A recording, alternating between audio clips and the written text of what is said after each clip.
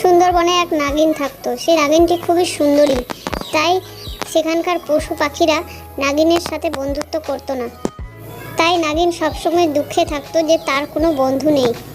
নাগিনের দুঃখ দেখে এক শাকচুন্নি খুব হাসছে, কারণ শাকচুন্নিটিরও নাগিনের রূপ দেখে খুব হিংসে। কারণ শাকচুন্নিটি দেখতে প্রচণ্ড খারাপ আর নাগিন দেখতে এত সুন্দরী।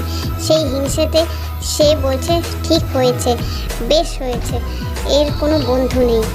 শাকচুন্নিটি দেখে যে নাগিনের দুঃখে সে হাসলেও নাগিন তার সাথে ভালোই ব্যবহার করছে। তারপর শাকচুন্নিটি সেখান থেকে চলে যেতে চাইলে নাগিন বলে যে তুমি আমার বন্ধু হবে। শাকচুন্নিটি নাগিনকে বলে আমি তোমার তখন থেকে ইনসাল্ট করে যাচ্ছি আর তুমি আমাকে বন্ধু করতে চাইছো। তারপর নাগিনটি শাকচুন্নির কথাই বলে যে তুমি তো আমার বন্ধুর মতো, বন্ধুদের কথায় কোনো দিন ইনসাল্ট হয় নাকি। তারপর শাকচুন্নিটি নাগিনের এত সুন্দর ব্যবহার দেখে তার সাথে বন্ধুত্ব করে নেয়। তারপর নাগিনের সব দুঃখ শেষ হয়ে যায়।